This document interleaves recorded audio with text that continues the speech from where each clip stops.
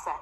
And in the short period that they got left in the transfer window, if they were to sell him to Chelsea, they have the funds available to bring in a centre forward with Calvert-Lewin out, with a couple of young players that they put out on loan, Rondon being the only option up top. They are short in that position.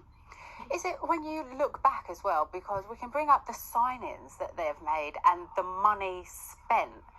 So what do you think? It goes back to that business model again of swapping managers, then bringing in players, Nadem, and where they're at now, that actually you're having to sell players before you even bring someone in? Yeah, it's not the best position to be in as such. You know, for somebody so young who seems like they could have a huge future, you know, to feel like you have to sell him, it's a tough spot to be in, because I think you only go back 1 year.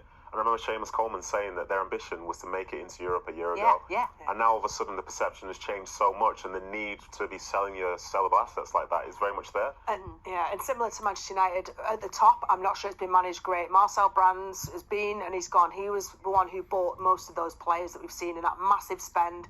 Under Moshiri, he's had a lot of control, has a huge amount of control at Everton, and has been dabbling. James Rodriguez, huge, almost waste of money, Everton fans would say. So they have to get back to getting it right on the pitch. Yeah. Just a quick one before we do move on, though. What are the expectations for fans with Everton this season? Better than last season. So not to be scrabbling around at the bottom of the table like it was. As exciting as it was when Everton stayed up at the end, they do not. They would rather have a flatline, boring season, mid-table. Mid-table. Right, as we mentioned earlier, things literally got heated at Stamford